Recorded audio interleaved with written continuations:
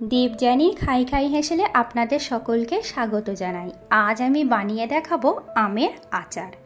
এই আচারটা একদম অন্যরকম, রোদে দেওয়ার ঝামেলা ছাড়াই আপনারা বানিয়ে নিতে পারবেন খুব সহজেই। দুর্দান্ত একটা রেসিপি, করতে একদম বেশি সময় লাগে না, খুব চটজলদি হয়েও যায়। চলুন তাহলে দেখে নিই এটা বানাতে ঠিক কী কী লাগছে। আরও একটা কথা সবাইকে মনে করিয়ে দিতে চাই, যারা আমার চ্যানেলে নতুন বন্ধু তারা অবশ্যই আমার চ্যানেলটিকে সাবস্ক্রাইব করে পাশে থাকবেন আর পাশে থাকা বেল আইকনটি প্রেস করে দেবেন। তাহলে যখনই আমি চ্যানেলে নতুন ভিডিও আপলোড করব সবার আগে আপনার কাছে পৌঁছে যাবে নোটিফিকেশান। আপনিও দেখতে পারবেন এই চ্যানেলের নতুন নতুন রান্নাগুলি। তাহলে আমার এই আমের আচার বানাতে আম তো অবশ্যই লাগছে। এখানে আমি নিয়ে নিয়েছি একদম 1 কেজি কাঁচা আম। এই আমগুলোকে আমি ভালো করে ছাড়িয়ে নেব আর এরকম একটা গ্রেটারের সাহায্যে গ্রেট করে নেব। গ্রেটারের বড় দিকটা দিয়ে কিন্তু এটা গ্রেট করতে হবে। আমগুলো প্রথমে আমি সবগুলো একসঙ্গে ছাড়িয়ে নিচ্ছি।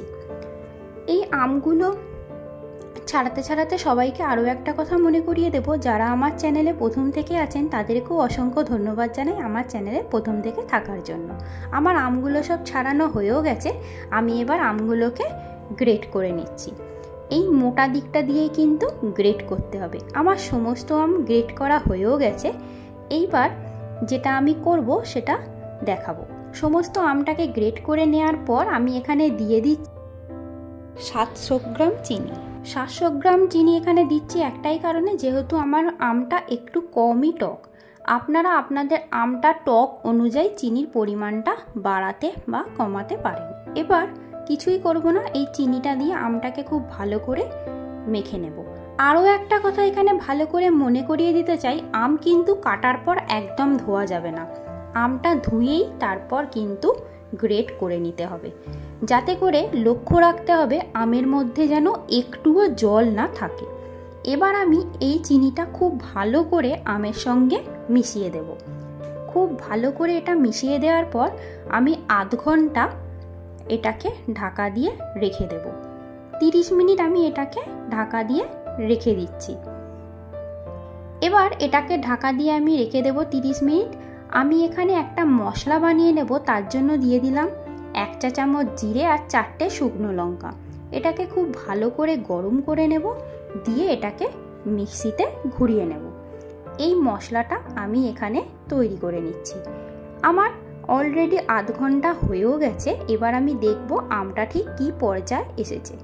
দেখুন, দেখতেই পাচ্ছেন এখানে কিন্তু আমি একটুও জল ব্যবহার করিনি, কিন্তু আম থেকে আর চিনিটা থেকে কতটা জল বেরিয়েছে।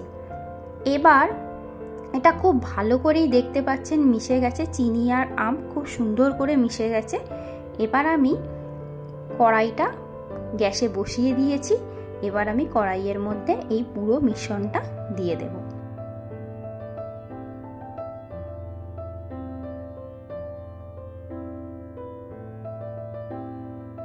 দিয়ে খুব ভালো করে এটাকে কিন্তু নাড়িয়ে যেতে হবে। এবার আমি এখানে দিয়ে দেব স্বাদ মতো নুন। নুনটা আপনারা আপনাদের স্বাদ মতোই দেবেন, তবে এখানে বেশি নুন দেওয়াটা একদমই যাবে না। আর একটু কালারের জন্য দিয়ে দেব 1/2 চা চামচ কাশ্মীরি রেড চিলি পাউডার। আর যে মশলাটা আমি তৈরি করে রেখেছিলাম সেটা আমি এখানে দিয়ে দিচ্ছি। এই মশলাটা দিয়ে এবার পুরো বিষয়টাকে খুব ভালো করে মিশিয়ে দেব। খুব ভালো করে মিশিয়ে দিয়ে এই স্টেজে গ্যাসের ফ্লেমটাকে একটু বাড়িয়ে দেব। বাড়িয়ে দিয়ে জলটা যতক্ষণ না শুকোচ্ছে ততক্ষণ এটাকে অনবরত এইভাবে নাড়িয়ে যেতে হবে। তারপর আস্তে আস্তে বুঝতেই পারবেন যে এটা ঘন হয়ে আসছে। একটু ঘন হতে হতে যখন একটু রস থাকবে সেই অবস্থায় কিন্তু এটাকে নামিয়ে নিতে হবে, তার কারণ চিনিটা লাস্টে একটু টেনে নেবে। পুরো শুকিয়ে কিন্তু এটা নামানো যাবে না, তাহলে একদম আঁট হয়ে যাবে। ঠিক এই রকম স্টেজে যখন আসবে দেখতেই পাচ্ছেন এটা একটা গাঢ় ঘনত্ব এসেছে। ঠিক এই স্টেজেই কিন্তু এটাকে একদম গ্যাসের ফ্লেমটা অফ করে দিয়ে নামিয়ে নিতে হবে। এবার এটা ঠান্ডা হলে আপনারা কোনো রকম কাঁচের কন্টেনারের মধ্যে রেখে 1 বছর পর্যন্ত এটাকে সংরক্ষণ করে রেখে খেতে পারবেন।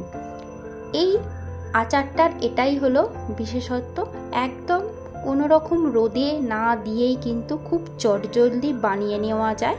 দুর্দান্ত একটা রেসিপি আজকে আমি শেয়ার করলাম আপনাদের সঙ্গে। খুব তাড়াতাড়ি এটা বানিয়ে ফেলুন, আর বানিয়ে আমাকে অবশ্যই কমেন্ট বক্সে জানান কেমন হলো রেসিপিটা।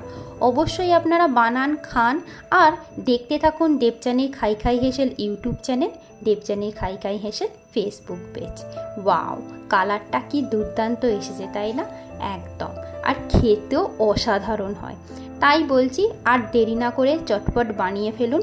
বানিয়ে একদম 1 বছরের জন্য স্টোর করেও রাখতে পারেন। ভালো খান, সুস্থ থাকুন। আবারও দেখা হবে নতুন একটি রেসিপি নিয়ে। Thank you.